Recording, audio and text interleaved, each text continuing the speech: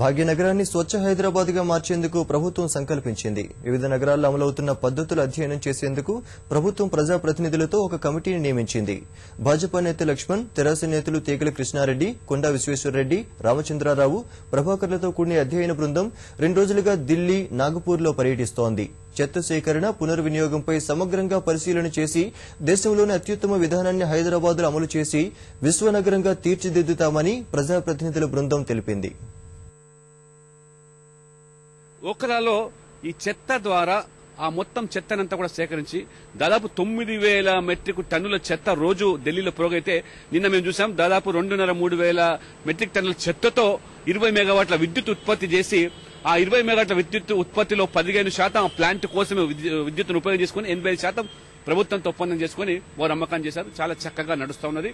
కొన్ని మార్పులు తీసుకురావాల్సి నాగ్పూర్లో ఈ సిస్టమ్ ఎట్లా అయితే ఇంటి నుంచి చెత్త ఇంటింటికి పోయి చెత్త కలెక్ట్ చేసుకుని ఒక సెంటర్ పాయింట్ వేసి ఆ సెంటర్ పాయింట్ నుంచి వేస్ట్ మేనేజ్మెంట్ డిపోస్ పంపించడం నాగ్పూర్లో అన్నిట్లో మంచి నడుస్తుంది.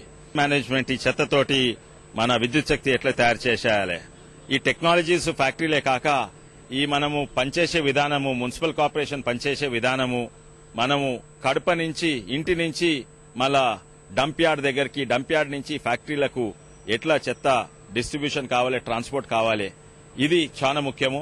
ఇక్కడ ఎక్కడ కూడా మీకు చెత్తగుండి కనబడవు. హైదరాబాద్ లో మనం చూస్తే ఎక్కడ పడితే కార్నర్ చెత్తగుండి, దాంట్లో 4-5 రోజులు అక్కడే చెత్త ఉండిపోవడం, ఎవరు తీయకపోవడం, ఇవన్నీ ఉన్నాయి. అయితే ఢిల్లీలో అయితే చూసామో దానిలో ఈ చెత్తను తీసుకుపోయి దాన్ని లిక్విడ్ చెత్త, సాలిడ్ చెత్త పెట్టేసి ఒక సాలిడ్ చెత్తను ఒక పవర్ నిర్మాణం చేయడం అంటే 250 కోట్లతోని దాదాపు 15 మెగావాట్ల ఒక నిర్మాణానికి ఫ్యాక్టరీ పెట్టడం జరిగింది.